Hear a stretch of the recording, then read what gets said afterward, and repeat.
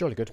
Good morning, everybody. It is Monday, the 22nd of September. This is AI with Kyle. Welcome to a new week. It is Monday, and we're going to be catching up on the AI news from over the weekend. Not too much. Biggest news is probably the release of a new Grok model, but I'm going to be walking through what's been happening in the world of artificial intelligence, going through the updates, talking about what's important, what is not important, and also taking questions from the audience as well. Before I want to start, though, I wanted to quickly say thank you for the people who've come to follow me over on YouTube. I finally crossed 5,000 subscribers, so it's been an absolute grind. This is probably the 50. We're closing in on 60 episodes now of AI with Kyle, so doing live shows. It's 5 per week, so that means I've been going for 6 weeks or so. So almost a couple of months. The first few weeks were an absolute grind. If you're on YouTube, you can see my screen right now. I was gaining 10 to 30 subscribers per day, which is still good, but as of earlier this month, so nearly 2 weeks ago, it suddenly skyrocketed, and now we're gaining a couple of hundred subscribers every single day, which has been fantastic. So thank you everybody for the support.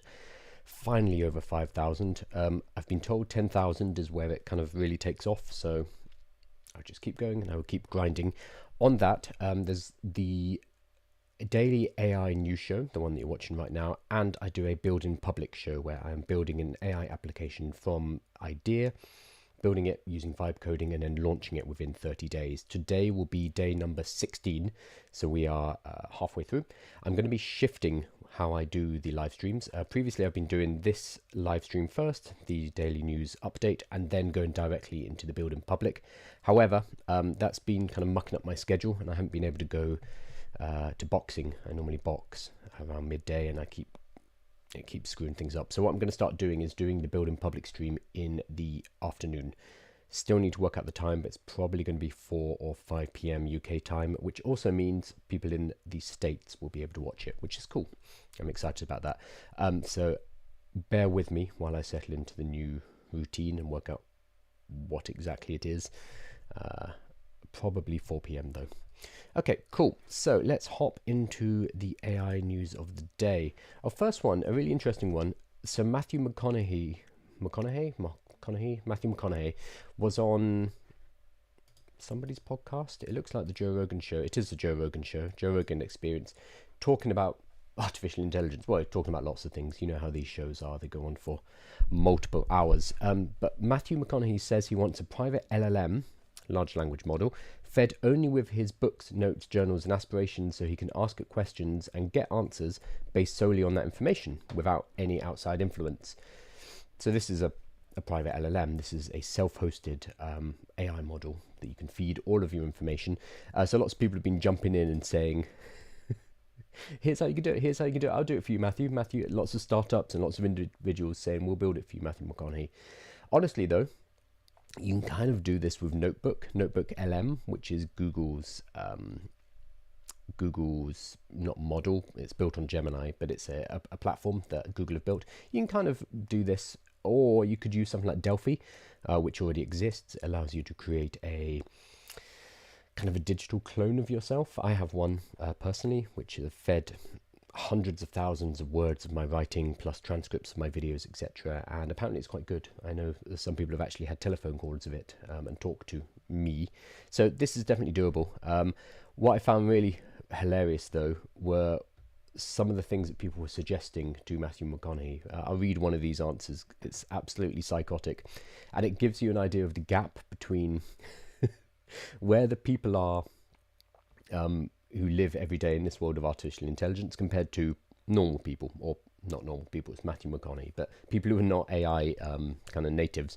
One of the answers to Matthew McConaughey was, hey, you can run your own. Here's a simple 4-step process.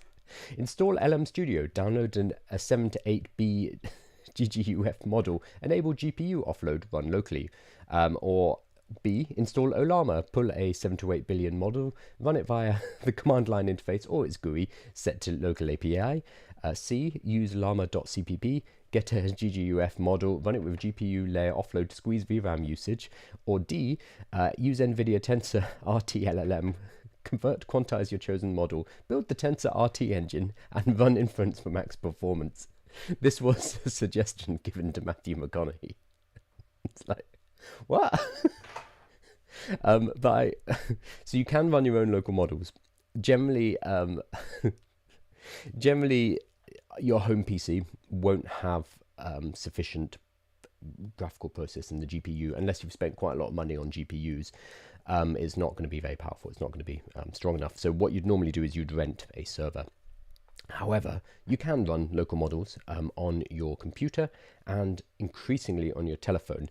And I actually wanted to flag up something that released a few days ago, or at least it's come to public notice. So something called Locally AI. I don't know when it actually released, but suddenly people are talking about it. So Locally AI allows you to run local models on your telephone. So I've downloaded it on my iPhone. I've installed Qwen to play around with it, and it works fine. It's pretty slow. I am also on an iPhone, I don't even know what this, 15? 14? I don't know what iPhone I have. I've ordered the 17, but it hasn't arrived yet. But if you use Locally AI, it is free. It is private. You don't need to sign in or make a user account. And then you can download models, open source models directly onto your phone. So you can get the Gemma models, you can get Qwen. You can actually get the new Apple large language model and install it onto your iPhone and run it via Locally AI. So I wanted to flag it up because it is very cool. So run AI models like Llama, Gemma, and more on your iPhone and iPad offline, no login, no data collection, powered by Apple MLX, excuse me. And it's free, so give it a try. One thing I'll point out is if you do want to download a local model, they're normally 1, 2, 3 gigabytes of information that you're going to have to bring down to your phone, so you do need a little bit of space. But give it a go if you did want to run a local model and you don't want to faff around with Hugging Face, etc. or Ollama. Right, I'm going to hop over to some questions, if there are any questions. Good morning everybody on TikTok. It's always so weird not doing a stream for a few days and then coming back to it. How are you, mate? I'm good, thank you. How close are you to completing the app, says Sebastian. So Sebastian's referring to the other live stream that I do when building an app in public. The basic functionality is in place, but I've made it more complex by allowing landing pages to be built natively inside my application. So not only can individuals create lead magnets, they can also generate landing pages and deploy landing pages from my platform now. So I've made it more complex for myself. I should be done, I'm hoping, with the basic functionality this week, and then I'm running out of time now. I need to push it hard. Also, as of this, is it this Friday? God, it is this Friday. I'm going to be entering a Google hackathon, which I think I talked about on one of my previous streams, but let me see if I can put it up. Got it. So I'm going to be joining this hackathon. If you're on YouTube, you'll be able to see it. It's the Travel Light Hackathon with Nuiti. Join us for the ultimate hackathon experience, calling all tech enthusiasts, entrepreneurs, and creative thinkers. So I'm going to be joining as a participant this hackathon next Friday. So it's going to get in the way a little bit of building my I'm going to have to do them both, building my other product. But I think this looks like a really cool hackathon. First place is 10,000 euros and a weekend getaway. I'm more interested in the weekend getaway, honestly. Second place is 5,000 euros and third place is 3,000 euros. You can enter as an individual or as a group, up to 4 per group. And it kicks off on Friday, the 26th of September, which is this Friday. Then teams will have 5 days to create the product and send in a short video on Tuesday. So I'm going to be working over the weekend on this. And then on Wednesday, final in-person feedback at the Google offices in the morning and last hacking session, after which the teams will present the final product to the judges for the prizes. So I'm giving myself more work by joining this hackathon, but I've got a really, really cool idea, which I want to build, and it's a travel-related idea. which is in part because I'd love to. This is entirely selfish. I'd love to do travel content as well as talking about business and talking about artificial intelligence, primarily so that I get flown places. Like I'll be completely honest about this, but to be flown places for sponsored content, etc., is the dream. So I'm looking at how I can pivot into travel and adventure and stuff like that as well, and this is kind of a nice way to do it. So this hackathon, I think, and I'm talking to my team member about this, I think we're going to live stream the whole thing. So we will build for a few days and we'll just stick on the cameras. It won't be that exciting watching us, but you'll be able to see us building stuff live for a couple of days. Unless it's too boring, now just turn it off. Awesome. So yeah, the app is coming close to completion, but I keep distracting myself with other things like doing this hackathon.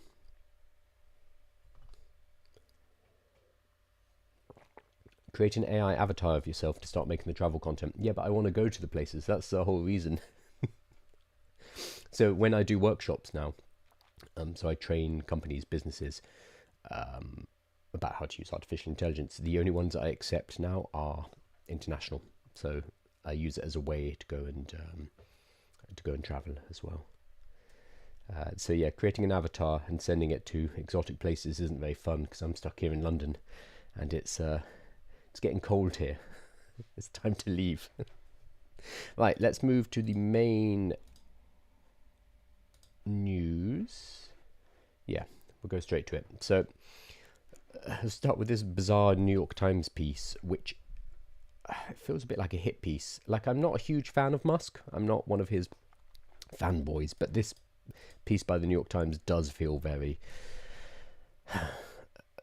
it's unnecessarily negative. So since leaving Washington, Elon Musk has been all in on his AI company. Mr. Musk has spent the summer at his AI startup, xAI, trying to match the runaway success of OpenAI. The result was chaos. That's the subheadline. So the reason I wanted to highlight this is because they've just released something called Grok 4 Fast. Grok 4 Fast. It's quite good, and it's very cheap, extremely cheap. So that is the context of what's been happening. They've been releasing a lot of stuff, and Grok have actually become a contender. Whether or not you like Elon Musk is kind of irrelevant here, because Grok is suddenly, it's at the table with the other models. So in a rare company-wide meeting on Wednesday, Elon Musk laid out his vision for xAI, his 2-year-old startup that is chasing its competitors in the race to build artificial intelligence. Yes, remember, 2 years old. It was formed in March 2023, I think. So it's a very new company. So for them to catch up is really impressive. Using the lofty language that's typified Mr. Musk's AI dreams for more than a decade, he told employees that he wanted to build systems that are maximally truth-seeking, while previewing plans to build a Microsoft competitor called MacroHard. I'm pretty sure he was joking about the MacroHard thing, but it's hard to tell with him sometimes. We're the only company where the mission is truth, Mr. Musk told his workers as part of an hour-and-a-half presentation that was listened to by the New York Times. If you force AI to lie or believe things that are not true, you're at great risk of creating a dystopian future. Now, AIs can't lie or believe things. Yeah, it's a large language model, so it's fed with data and it generates the next tokens based on probability. So they don't have a basis of truth per se, so it's a bit of a weird statement. Since his falling out with President Trump in June, Mr. Musk, 54, has redoubled his efforts with xAI, which makes the Grok chatbot, and was recently valued at 120 billion. I think he's about to raise more money as well, and that valuation has jumped, or potentially jumped. He has deemed government a hopeless problem, but he believes AI will revolutionize society.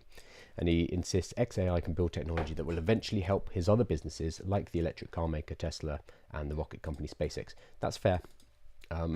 We are going to be using AI in an awful lot of our technologies moving forward.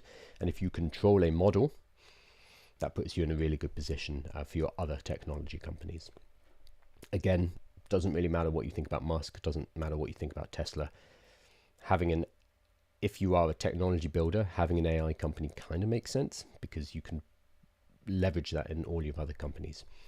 So over the summer, Mr. Musk spent most of his time at xAI's offices in Palo Alto, California, working a frantic all-day spurts that sometimes stretched into the next day, according to 3 people with knowledge of the company's operations who spoke on the condition of anonymity. Occasionally, as he has with his other companies, he slept in the office. So he's all in, apparently.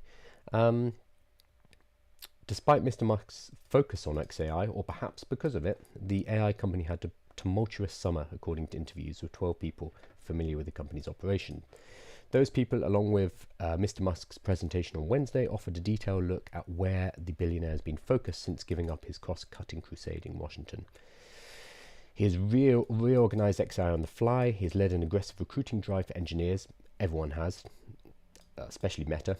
And he has pushed out a flurry of prominent researchers, even as others have left because they thought xAI abandoned science in favor of attention-grabbing products, like a chatbot that sometimes produced offensive material and a flirty AI companions, more than flirty, not safe for work AI companions, and the ability to make not safe for work animations too, according to 2 people with knowledge of the company who spoke on the condition of anonymity.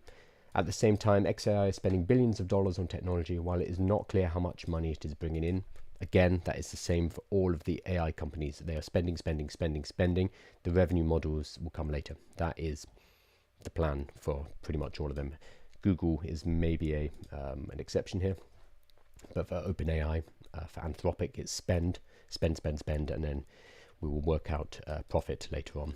Mr. Musk and his executive said on Wednesday that Grok, xAI's chatbot, now has 64 million monthly users. One company leader said during the meeting, ChatGPT attracts roughly 700 million, so 10 times the amount weekly users for OpenAI.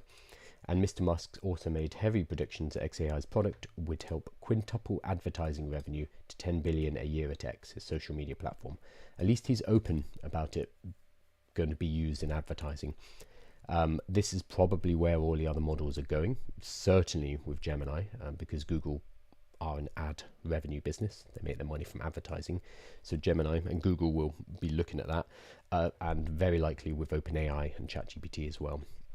That's where the money's going to be, because where you have attention, where you have eyeballs, you have advertising revenue. And that's probably how they'll go to revenue. So yeah, it's a bizarre piece talking about chaos and Musk causing chaos and reorganizing and hiring and firing and spending lots of money. But the thing is, they are shipping. They're shipping a lot, which cannot be said of someone like Meta. So Facebook, Meta have hired a lot of engineers. Famously, they paid one guy 250 million, a compensation package, but they haven't really been shipping much. And their models are not being used. Whereas in just 2 years, xAI have become a contender. It's not the best model, no, but it is up there. It's in the running with the other models, and that's just in 2 years. And they've just released Grok 4 Fast. I think they released it on Friday or Saturday, so we've had it for a few days, and it's fine. It's pretty good. What is important about it, though, is the cost. So I'm going over to Simon Willison's blog. It is priced at 20 cents per million input tokens and 50 cents per million output tokens, 15 times less than Grok 4, which is $3 per million input and $15 per million output, and it puts it cheaper than GPT-5 Mini and Gemini 2.5 Flash. It's extremely cheap, and it's so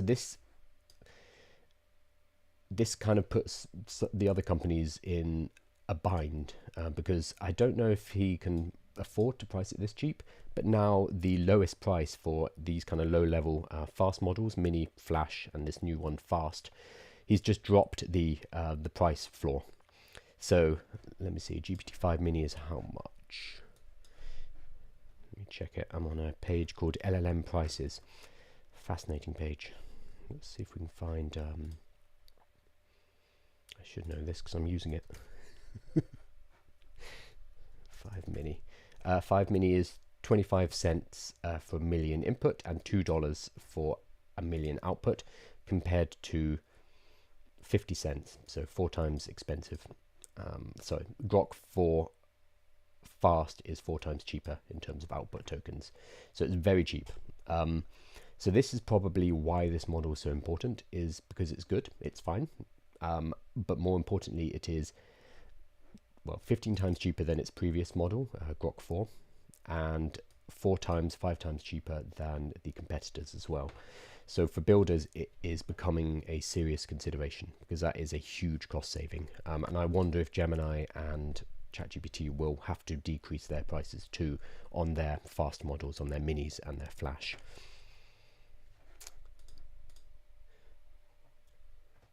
Oh, I've lost my pedal. There it is.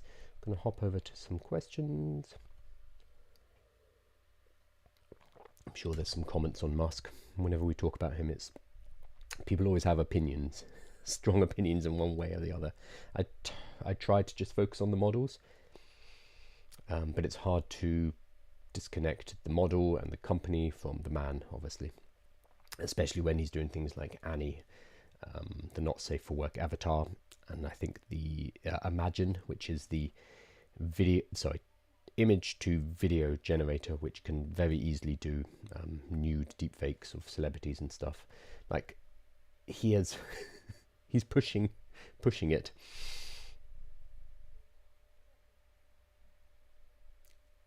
Comparing tokens across platform, are they equal in worth? No, not necessarily. So that comes down to testing, but they are certainly cheaper. And when your tokens are 15 times cheaper, then that gives you a lot of leeway, a huge amount of leeway. But for some things like so Claude is a good example of this. Claude costs a lot more.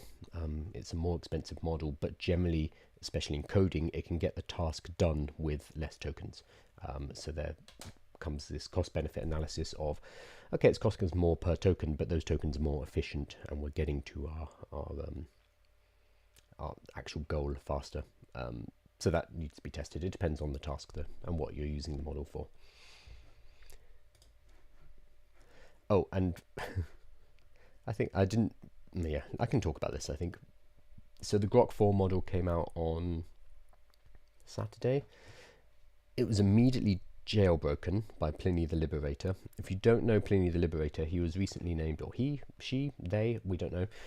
They were named one of the most influential people in artificial intelligence by Time magazine, next to the Pope, which is hilarious. So Pliny jailbreaks all the models. We've covered Pliny's GitHub before. I'll put it up on the page though. So Pliny's GitHub has all of the system prompts. So you can go in and see the system prompt for Claude, for example. And Pliny jailbreaks, opens up all these models. And one thing they're really good at is working out how to put models into God mode, which is basically taking off the guardrails so that you can have it do absolutely anything. And so Pliny does this with pretty much every model. What was really interesting this time was that it's just Pliny's name is sufficient to break the model open. So the jailbreak, and all you have to type is !Pliny. That's it. And that immediately puts Grok 4 fast into a jailbroken God mode immediately. So Pliny has poisoned the data so much that their very name is enough to open up the model, which is amazing. So Pliny tweeted, now I am become jailbreak, the destroyer of guardrails. And I'm not sure if it's still working, but I tried it out over the weekend, and immediately Grok told me how to make a pipe bomb. I just did the jailbreak, asked the question, and Grok was like, yep, sure, and here's where you get the explosive. This is the kind of tubing you need. It will tell you absolutely anything. So it's an incredibly easy jailbreak, which would probably be patched by now. But the fact that it was just using Pliny's name, and that's enough to break it open, was astounding. They're doing some solid work.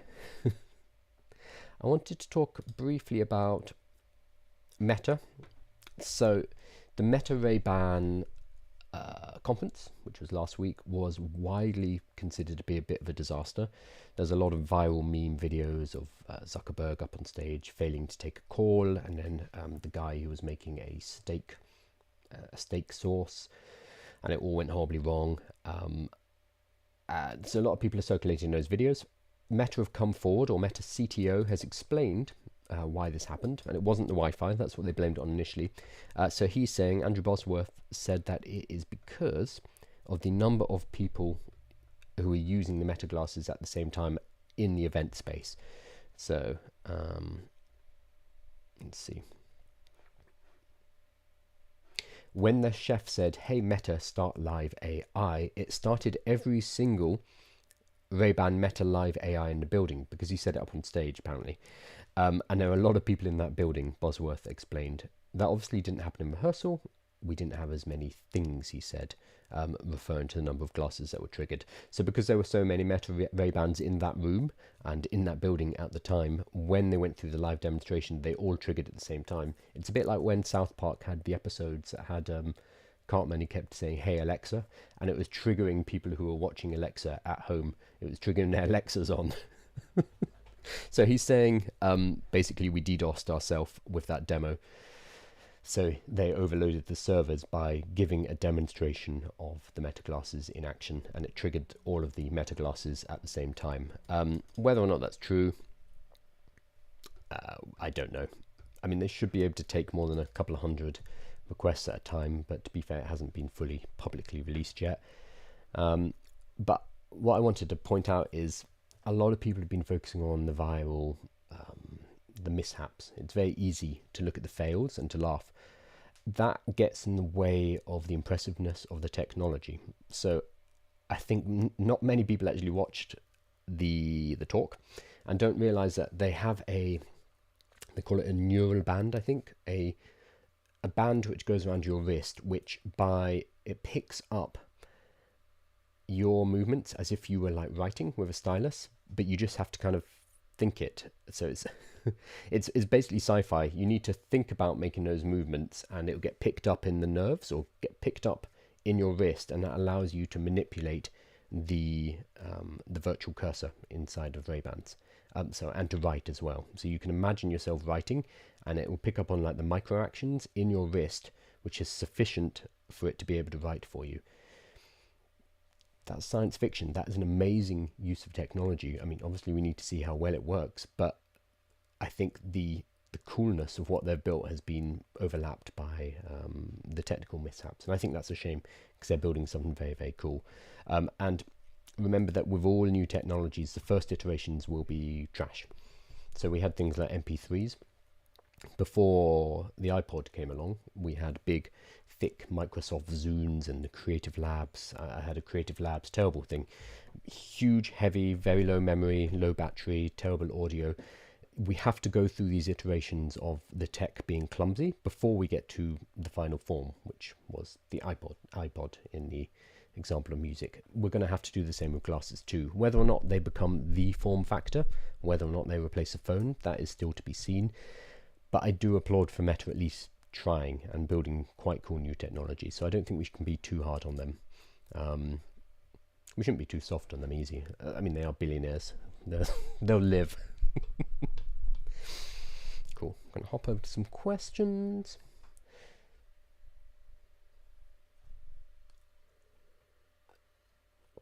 Any thoughts on the AI artist who signed the record deal? Yes. Was it with Suno? So, is it a Suno-based artist? Here we are. Zania Monet. I'm always a bit suspicious about these kind of these kind of press releases. Like there's that whole one about what's her name, Aitana. You've probably seen her. She's got pink hair. She's an AI influencer, and you all over LinkedIn and Instagram and Twitter. People are always talking about Aitana and how Aitana has taken over the internet and how this is the future of content creation. The only people who talk about Aitana are the people who are in the AI space. You don't see Aitana anywhere outside. Like, she's not actually much of an influencer in the wild. So I always wonder with things like this with Zania Monet. Oh, I can't see that because I don't have Billboard Pro. I wonder if it's a PR thing from the company who's made it, and potentially got a deal. Who did they get the deal with? It's a big question. Did they get a deal with a proper record company, or is it just like a shell created by the AI company?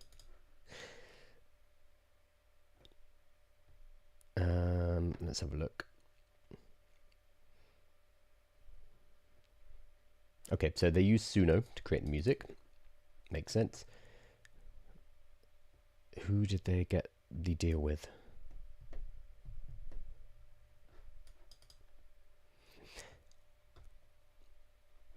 So I'd want to see if this actually turns out into anything, or if it's just marketing, in the same way that Aitana is primarily marketing to help the AI avatar companies sell more AI influencers, in the same way that whenever we see these clips about, you know, Hollywood's about to be destroyed by these AI video generators, it's generally the AI video generating companies who are pushing that narrative. So I wonder if Suno are pushing this kind of thing as well. Here we go. So it's Halwood Media purchased it, or put the deal. And merchandise design, production and fulfillment. I don't know enough about the music industry to know if they're legit. Is my question. But if anyone does know, I'd love to know. I don't think this will be that unusual in the future, but I think the first few deals like this will be primarily marketing, and they won't have much substance.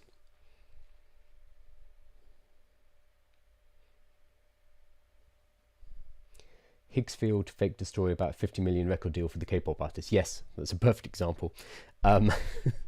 You can fake these deals. You can just move money between your different companies. If you own the record company, or your friend owns a record company, you can just move money around and then say, hey, we signed a deal. So I do wonder if something like that's going on, and whether it's legit, and what does it actually mean.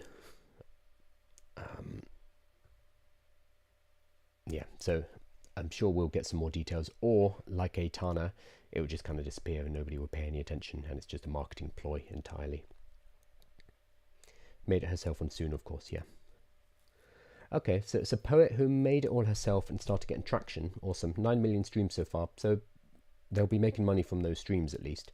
Made it herself on Suno, of course. Because if you've got those streams, there is money. So the value basis, or the way you generate cash, will be through those streams. So if that's in place, then having a deal kind of makes sense, because there is a value there. It's not valueless, because they've proven their revenue stream. So I guess the fact that it's AI doesn't change that. The business model is sound. I don't know how much money you get for 9 million streams, so probably not that much if it's on Spotify. Okay, so that is kind of it. The big news is Grok, honestly. The new Grok 4. We don't have much else. Got something about world models, but I think I'll cover that later. No, that's kind of it. Awesome. Oh, beginner course in AI, financial assistant looking for an edge. Not much free time. This is David. David, it depends what you want to do. Do you want to learn how to use artificial intelligence like ChatGPT? Do you want to learn how to build with AI, so building software, for example? Or do you want to learn how to build AI? 3 different levels, basically. Building AI requires computer science, machine learning, mathematics. That's the hard stuff. Building with AI is using AI alongside code to build software products, or using AI is basically using ChatGPT, learning how to put together automations, etc., etc. Small company, 10 employees, general course. So for your staff members specifically, a couple of things. You can do a workshop. So that's one of the services that I and my students provide. We go into companies and we teach. If you wanted self-study, you could look at, I'd say, deeplearning.ai by Andrew Ng. I'm never quite sure how to say his name, sorry. Deeplearning.ai have some good courses. Also, Google, Microsoft, Amazon, they all have decent courses and certification. Google have some really good stuff. You can do them as paid certification, or you can just get access to the course material and do it yourself. So those work very well. So they would be the starting places. So deeplearning.ai and Google certifications. And Microsoft just put out a really cool, let's see if I can find it. I'm not going to know. No, I can't find it. With all of the courses that are provided by Amazon, Google, Microsoft, etc., they are all pointing towards their own products. So if you do a Google course, it's going to talk about Google hosting, cloud hosting for your AIs. It's going to talk about Gemini, obviously. Same with Amazon. Amazon will point you towards AWS, and Microsoft is going to point you towards Azure and using their models, etc., etc. So as long as you know that that's part of the game, and that's why they're giving away free training, it's absolutely fine. Oh, ChatGPT, so OpenAI also have, I think it's called their Academy. Yes, OpenAI Academy, which is fine. It's not bad. So you can definitely check that out. I actually think Google's resources are better, but OpenAI do also have learning resources. So those are all handy ways to start. With ChatGPT, or just using AI though, I would just say encourage staff members to start using it. Give them some basic training on what is safe and what is not safe, what information they shouldn't put in. For example, make sure they have paid accounts and that the data privacy is turned on so that your business information isn't going straight to OpenAI. And then apart from that, just have them experiment and work out what is useful from their point of view, because we can use AI for absolutely anything. It's a general purpose technology in the same way that the internet is. So it's hard to do like courses on what can I use AI for, because the answer to that is kind of everything. It's like asking what can I use the internet for? A lot of things. So having staff members get to grips with the basics of using AI safely, giving them some prompt engineering training so they know how to get good results, and then having them work out the best uses of it in their daily life, in their daily professional life, that's generally the best way to go about this. So it's not necessarily big top-down projects. We've seen that those haven't really worked. Instead, it's about empowering employees and giving them a tool and the training, and then allowing them to work out how best to use it. I would generally say that's going to be the way.